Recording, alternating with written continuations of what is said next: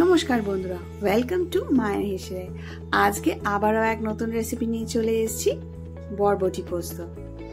খুব ইজি, ঝটপট, আর বরবটি খাওয়া তো খুবই ভালো। তাই জন্যই চলুন রেসিপিটা শুরু করে দেওয়া যাক। লম্বা লম্বা করে পাতলা পাতলা করে কেটে রেখেছি আলু, তার সাথে বরবটি আর 3-4টে কাঁচা লঙ্কা। এবার একটা কড়াইয়ের মধ্যে 2 টেবিল স্পুন মতন সর্ষের তেল নিয়ে গরম করে নেওয়া হয়েছে। তেলটা গরম হয়ে আসলে ওর মধ্যে দিয়ে দেওয়া হচ্ছে একটা শুকনো লঙ্কা 2-3 টুকরো করে। দিয়ে লঙ্কাটাকে ভালো করে ভেজে নেওয়া হচ্ছে। দিয়ে লঙ্কাটা আমরা কিন্তু তুলে রেখে দিচ্ছি, এটার মধ্যে কিন্তু আমরা আর কিছু দিচ্ছি না। এবারে লম্বা লম্বা যে কেটে রাখা আলুগুলো, সেগুলোকে এবারে দিয়ে দেওয়া হলো। আলুর মধ্যে একটু জল ছিল বলে তেলটা একটু ছিটিয়ে গেল। আপনারা কিন্তু একদম আলুগুলোকে জল ঝরিয়ে কিন্তু দেবেন।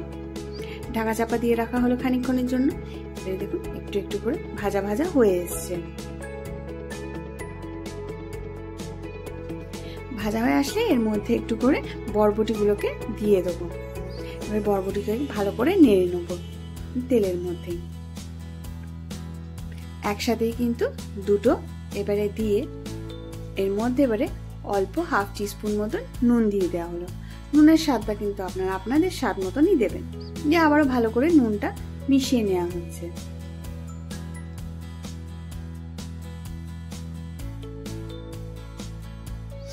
দু থেকে 3 মিনিট একটু ভালো করে নাড়াচাড়া করে ঢাকাটা চাপা দিয়ে রাখা হলো। আরো 2-3 মিনিট ঢাকা চাপার পরে ঢাকাটা খুলে দেখা হচ্ছে বেশ কিন্তু আমাদের ভাজা ভাজা হালকা হালকা একটু একটু দাগ ধরে এসছে। তার জন্য এবারে আমরা এর মধ্যে যে কাঁচা লঙ্কা সেগুলোকে দিয়ে দেবো। আপনারা কিন্তু ঝালও কিন্তু আপনাদের স্বাদ মতন দেবেন। যেহেতু এর মধ্যে ঝাল ঝাল খেতে ভাল লাগে, তাই একটু কাঁচা লঙ্কা বেশি দেওয়া হলো। আর অল্প একটু চিনি দিয়ে আবারও ভালো করে এটাকে নেড়ে নেওয়া হয়েছে। এবারে হাফ কাপ মতন জল দিয়ে দেওয়া হলো, যাতে বরবটিটা ভালো করে সেদ্ধ হয়ে যায়। তাই জন্য 5 থেকে 7 মিনিটের জন্য ঢাকা চাপা দিয়ে রাখা হয়েছিল। দেখুন বরবটির কিন্তু কালারটাও চেঞ্জ হয়ে গেছে, আর আলু বরবটি দুটোই কিন্তু বেশ সেদ্ধ হয়ে গেছে। এবারে আমরা জলটাকে আস্তে আস্তে শুকিয়ে নেব, কারণ বরবটিটা ভাজি হবে, তাই জন্য কিন্তু জল একদম থাকবে না। অল্প একটু ঝাল লঙ্কাও দেওয়া হলো, আর তার সাথে শুকনো যে লঙ্কাগুলো ভেজে রাখা হয়েছিল সেগুলো দিয়ে দেওয়া হলো। এর মধ্যে এবারে 1 টেবিল চামচ মতন পোস্ত বাটা দিয়ে ভালো করে মিশিয়ে নেওয়া হচ্ছে। জল থাকতে থাকতে কিন্তু পোস্তটা দিয়ে দেবেন, তাহলে কিন্তু বেশ ভালো করে পুরো পোস্তটা বরবটির মধ্যে মাখিয়ে নেওয়া যাবে। নাড়তে নাড়তেই কিন্তু এবারে জলটা আস্তে আস্তে শুকিয়ে আসছে।